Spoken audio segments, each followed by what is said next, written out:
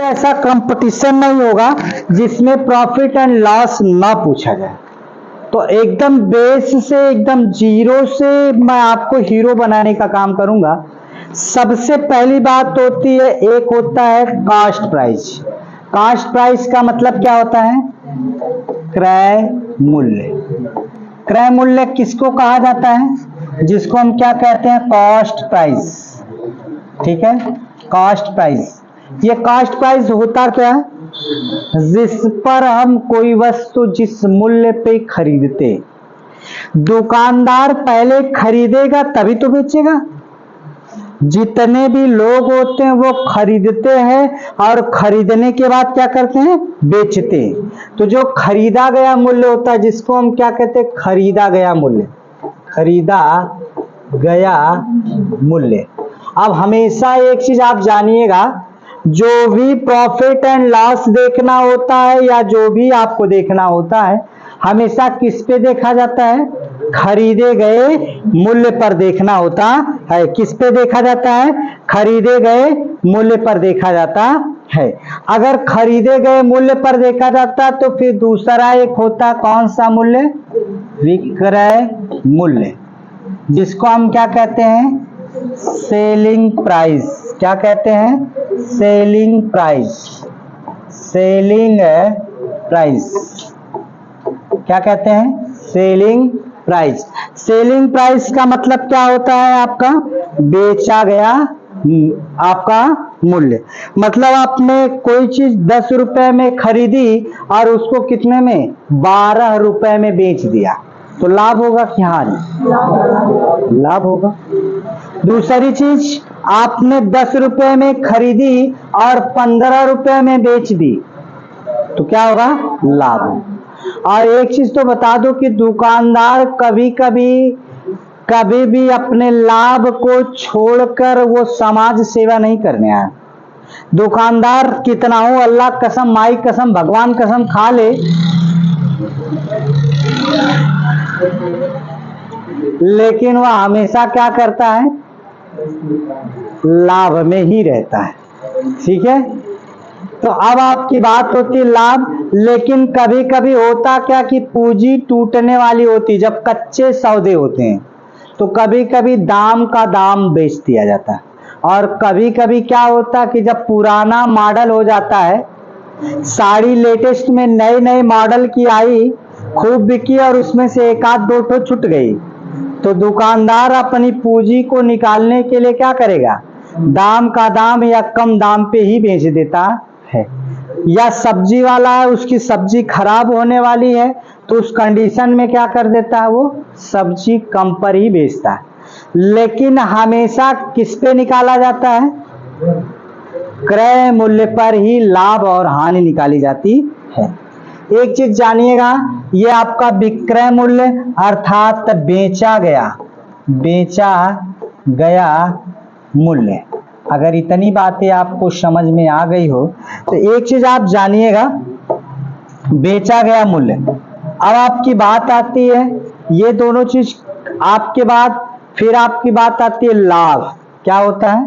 लाभ, जिसको अंग्रेजी में क्या कहते हैं? प्रॉफिट कहते हैं। क्या कहते हैं? प्रॉफिट।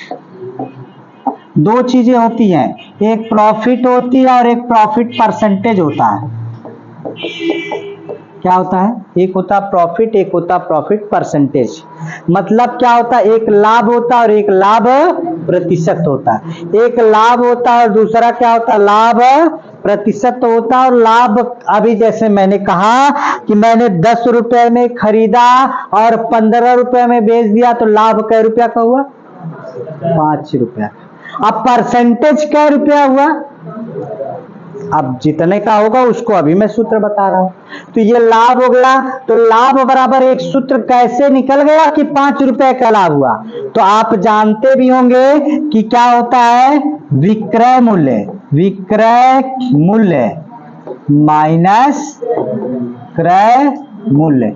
लाभ होगा तो हमेशा कौन बड़ा होता है? लाभ होगा तो हमेशा कौन बड़ा होता है? लाभ में क्रय मूल्य बड़ा होता है, विक्रय मूल्य बड़ा होता है। कौन बड़ा होता है, विक्रय मूल्य। अब उसके बाद बात आती है आपकी किसकी, थोड़ा सा ध्यान दे दिया जाए तो अगर मैं आपसे बात कर लूं यहां से हानि बराबर, तो हानि बराबर जिसको हम क्या कहेंगे, लॉस कहते हैं। क्या कहते हैं, लॉस। लॉस होगा तो मैंने कहा 10 रुपए में खरीदा और 9 रुपया में बेच दिया तो क्या होगा, हानि होगी। और जब हानि होगी तो इसको हम कौन बड़ा होगा, क्रय मूल्य। किस में से घटाते हैं, क्रय मूल्य में से क्या घटा लेते हैं, विक्रय मूल्य। और एक चीज आपको बता दूं, इस क्रय मूल्य विक्रय मूल्य को सेलिंग प्राइस एसपी कहते हैं और ये आपका क्रय मूल्य को कास्ट प्राइस सीपी कह देते हैं। उसी तरीके से यहां पर भी ये क्या होगा, सीपी माइनस एसपी। अभी तो ये हुआ, लेकिन अब लाभ परसेंटेज की बात करेंगे। किसकी बात करेंगे, लाभ परसेंटेज की। अगर इतनी चीजें आपको हो गई हो पता तो फिर मैं आगे बढ़ूं। क्लियर, चलिए थोड़ा से और भी बढ़ते हैं हम लोग आगे की तरफ। ठीक, अब एक चीज और जानिएगा, एक होगा लाभ प्रतिशत। लाभ प्रतिशत बराबर क्या होता है, फार्मूला लाभ, लाभ गुणे 100 बटा क्रय मूल्य। हमेशा किसको ऊपर रखा जाता है, क्रय मूल्य को ऊपर रखा जाता है। ठीक है, मतलब क्रय मूल्य के ऊपर ही तुलना होती है कि जितने में आपने खरीदा था। अब विक्रय मूल्य उस पर डिपेंड करता कि कितना ज्यादा में खरीदे और कितना कम में। अब आपकी बात होती है हानि प्रतिशत। हानि प्रतिशत बराबर क्या होता है, हानि गुणे 100 बटा में क्या होता है, क्रय मूल्य। ये हो जाता है। अब देखिए, एक तो ये नॉर्मली फार्मूले हो गए, लेकिन कभी कभी क्रय मूल्य और विक्रय मूल्य दे दिया जाता है और उसमें से पूछा जाता है। समझ में आ रही बात की नहीं, कि अगर मुझे डायरेक्ट निकालना हो विक्रय मूल्य, तो विक्रय मूल्य निकालना हो तो क्या होगा जरा देखिएगा, विक्रय मूल्य तब क्या होगा डायरेक्ट, तब आप जानिएगा क्रय मूल्य, क्रय मूल्य गुणे 100 प्लस माइनस लाभ या हानि। थोड़ा सा इधर लिख लेते हैं, ये आपको अगर मैं बात करूं तो थोड़ा से और। अब आपका यही क्रय मूल्य और विक्रय मूल्य की बात कर लूता तो क्या होगा, अगर मैं विक्रय मूल्य डायरेक्ट निकालना चाहूं, विक्रय मूल्य, तब क्या किया जाएगा, तब क्या होगा, आपको पता होना चाहिए कि क्या होता, क्रय मूल्य गुणे क्या होता है, 100 प्लस माइनस लाभ या हानि। अगर आपकी बात होगी 100 प्लस लाभ होगा तो 100 में प्लस जोड़ दिया जाएगा जो भी होगा, हानि जो होगी 100 में से माइनस कर दिया जाएगा, बटा में कितना हो जाता है 100। कभी ये सूत्र बहुत नॉर्मल पूछा जाता है, लेकिन एक सूत्र बहुत पूछा जाता है। वह सूत्र क्या होता है, जरा एक चीज बता दूं, इसी में कभी कभी क्रय मूल्य पूछता, बहुत कास्ट प्राइस पूछता है। तो कास्ट प्राइस के लिए क्या होता है, क्रय मूल्य बराबर, क्रय मूल्य बराबर आपको पता होना चाहिए, क्रय मूल्य बराबर आपका क्या होगा, यही देखिए ये भाग है तो इधर क्या होगा गुणा, तब विक्रय मूल्य गुणे 100 बटा में क्या 100 प्लस माइनस लाभ या हानि, 100 प्लस माइनस लाभ या हानि। ठीक है, 100 प्लस माइनस लाभ या हानि। क्लियर, ये चीज की जाती बस। और बाकी अभी आपकी बात होगी, अगर इतनी चीजें आप नोट कर लिए हो तो फिर मैं आपको आगे लेके चलता हूं। एक चीज और जानिएगा, ये हो गया, जब कोई वस्तु 2 बार बेची जाए, जैसे जब कोई वस्तु 2 बार बेची जाए, मतलब मैं अगर 15% लाभ पर बेचता तो ये मुझे इतना रुपया मिलता, अगर मैं 20% लाभ पर बेचूं तो कितने में बिकेगा, ये होता। या मैं जब कोई वस्तु इतने रुपए में बेच रहा हूं तो मुझे इतना परसेंट का हानि हो रही है, और मैं अगर इतने रुपए में बेचता तो कितने परसेंट का लाभ होता। ऐसे दो कंडीशंस होते हैं। जब वस्तु दो बार बेची जाती है तो दूसरा बार मूल्य क्या होता है, दूसरी बार मूल्य बराबर क्या होगा आप जानिएगा। पहली बार मूल्य, जो पहला मूल्य गुणे जो चाहता है, पहला मूल्य जो चाहता है वह ऊपर। मैं कह रहा हूं कि मैं 10% पर बेचा तो मुझे इतना रुपया मिला, अगर मैं 15% पे बेचता तो कितना रुपया मिलेगा। तो जो चाहूंगा, मुझे कौन सा चाह रहा है, 15% में, तो जो चाहता 100 प्लस माइनस जो चाहता है, जो चाहता है। दूसरी चीज आपका क्या होगा, 100 प्लस माइनस जो घटित हो गया, जो घटित हुआ, यानी कि यहां पे कौन सा होगा, दूसरा वाला, यहां पर कौन वाला होगा, पहला। क्लियर है, कोई दिक्कत नहीं। जो चाहता है उसको हम लोग कहां रखेंगे, ऊपर, और जो नहीं चाहता उसको क्या करेंगे, नीचे रखते हैं। अगर इतनी बार आपको समझ में आ गया हो तो आप बता देते हैं। इसके बाद एक चीज और बता दूं, जब एक ही वस्तु कई बार खरीदी और बेची जाए, जब एक ही वस्तु कई बार खरीदी और बेची जाए, क्या हो, जैसे मैंने आपको क्या कर दिया, मैंने आपको 10 रुपए में बेचा, 10% लाभ पर बेचा, दूसरे को 20%, तीसरे को वो 35% हानि पर। तो जो लाभ होता है और जो हानि होता है प्लस माइनस, उसको ऊपर किया जाता है, और अंतिम वाला नहीं होता। जैसे ए ने बी को इतने % लाभ पर बेचा, बी ने सी को इतने % लाभ पर बेचा, सी ने डी को इतने % लाभ पर बेचा। लाभ होगा तो प्लस प्लस करते हैं और हानि होता तो माइनस कर देते हैं। समझ में आ रही बात की नहीं। तो अब उसके बाद अंतिम, यानी कि तीसरी बार, मान लीजिए 3 बार बेचा गया, तो तीसरी बार अगर कर दिया जाए, तीसरी बार, तो आपका पहली बार की घटना होगी पहली बार, और फिर उसके बाद क्या होगा, 100 प्लस माइनस प्रॉफिट या लॉस बटा में कितना, 100। ये पहली बार की घटना हो गई। दूसरी बार की घटना भी होगी 100 प्लस माइनस प्रॉफिट या लॉस बटा में 100 गुणे अंतिम बार 100 प्रॉफिट या लॉस पूरे के बटा कितना होगा, प्रॉफिट या लॉस पूरे के बटा 100। ये 3 बार घटनाएं होंगी। मान लीजिए पहली बार 10% लाभ पर बेचा गया तो 110 बटा 100 होगा, दूसरी बार 20% हानि पर बेचा गया तो 80 बटा 100 होगा, तीसरी बार 15% लाभ पर बेचा गया तो 115 बटा 100। क्लियर है, कोई दिक्कत। ऐसे सवाल पूछे जाएंगे तो इन सवालों का जवाब ये होगा, इसको भी नोट करिए। जब एक कंडीशन और बन सकती है, जब कुछ वस्तुओं के क्रय मूल्यों की संख्या कुछ वस्तुओं के विक्रय मूल्यों की संख्या के बराबर, जब कुछ वस्तुओं के क्रय मूल्यों की संख्या कुछ वस्तुओं के विक्रय मूल्य के बराबर।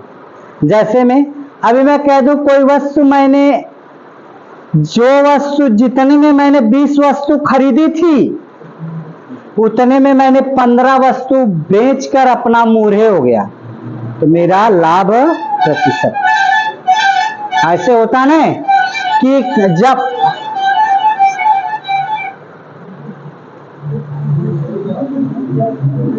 मैंने बताया आपको कि जब वस्तुएं क्या हो, क्रय मूल्य और विक्रय मूल्य क्या हो, कुछ वस्तुओं का क्रय मूल्य कुछ वस्तुओं के विक्रय मूल्य के बराबर।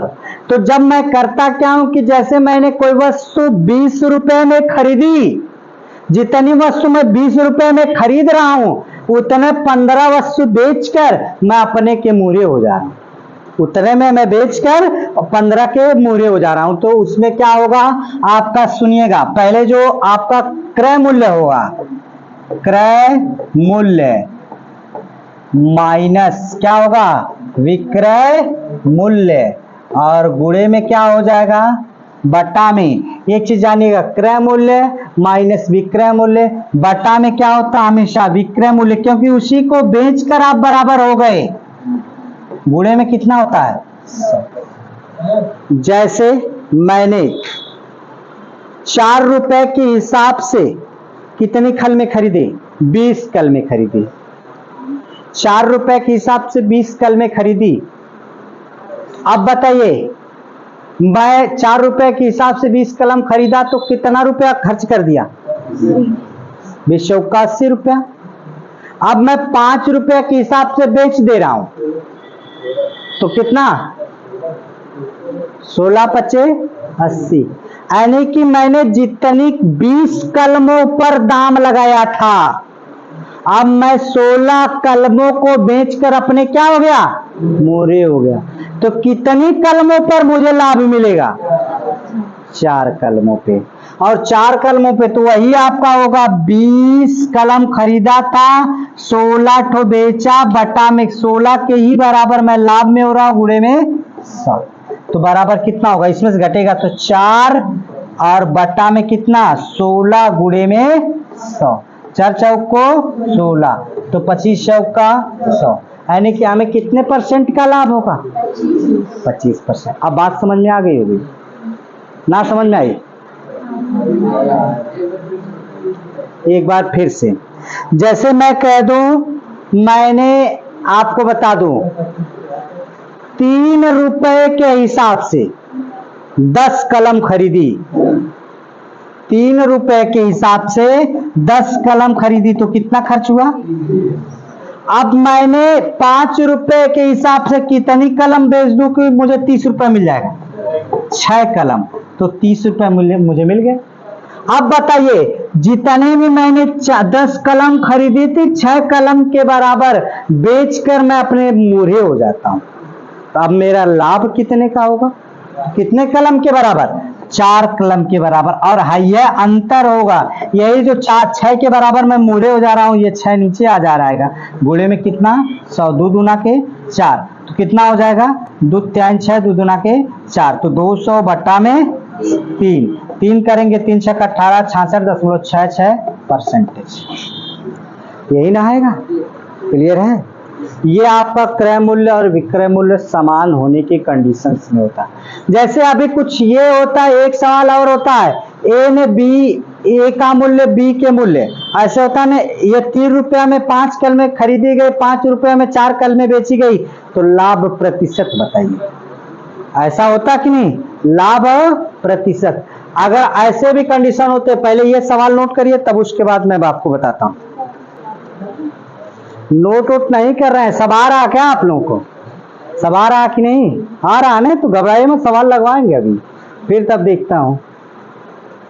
अभी तो मैं वैसे बता रहा हूं, जैसे अभी मैं आपसे बात कर दूं, एक चीज और जानिए, ए रुपए में मैंने बी वस्तु खरीद ली, ए रुपए में कितने वस्तु, बी वस्तु, और मैंने क्या कर दी, सी रुपए में डी वस्तु बेच दी, डी वस्तु बेची। मैंने ए रुपए में बी वस्तु खरीदी, सी रुपए में कितना, डी वस्तु बेचती। तो इसमें मुझे क्या होगा, मैंने आपको बताया कि आप देखें, नजदीक का नजदीक के साथ, दूर का दूर के साथ, ये करते हैं। तो यहाँ पे क्या होता है, बी सी माइनस क्या होता है, बी सी का मतलब गुणा, और ए डी बटा में ये दूर वाला ही रखा जाता है, क्या कहा जाता है, ए डी, गुणे में 100, गुणे में 100। क्लियर हो गया कि नहीं।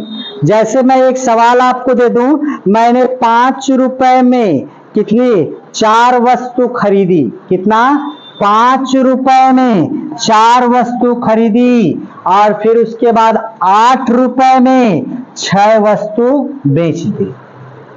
मैंने 5 रुपए में 4 वस्तु खरीदी और 8 रुपए में 6 वस्तु बेच दी, तो इसमें लाभ होगा कि हानि। तो आप देखते होंगे कि 5 का यहाँ और इसका यहाँ 8 छक्का 48 और 5 छक्का 30 बटा में 30 गुणे में 100। तो यहां से कितना होगा, इसमें से घटेगा तो कितना हो जाएगा 12 और गुणे में 100, यही ना 18 होगा ना, 18 गुणे में 100। गलती हो गई क्या, 8 चौको सॉरी देखिए 6 यहाँ से 8 चौको 32, 5 छक्का 30 बटा में 30 गुणे में 100। फिर अब आप इसमें से घटाएंगे तो कितना बच जाएगा 2, कितना बच जाएगा 2 बटा में 30 गुणे में 100। 1 0 0 से कट गया। अब यहाँ से कितना होगा 20 बटा 3, तो कितना होगा 3 छक्का 18, कितना होगा 3 छक्का 18, 6.66%। कितना लाभ होगा 6.66% हो जाता है। ऐसे सवाल भी आपसे पूछे जाएंगे, या 6 सही 2/3% भी हो सकता है, इसको नोट कर लीजिए। अच्छा, एक चीज आप लोगों ने देखा होगा, बाई 1 गेट 1 फ्री, एक खरीदो एक मुफ्त पाओ। मैं कहता हूं कि जैसे कोई दुकानदार होता कि 4 टे खरीदबा तो 1 मुफ्त मिली, तो कितना % के छूट डाले वो, 4 ठो आपने खरीदा और उस पे उन्होंने 1 पर छूट दिया, 1 ठो और दे दिया आपको, समझ रहे कि नहीं। तो अब क्या होगा, यहां के सवाल कैसे बनते हैं थोड़ा सा समझिएगा आप। आपने क्या किया, 4 ठो खरीदा और 1 ठो आपको क्या मिल गया, छूट मिल गया। तो यानी कि छूट की संख्या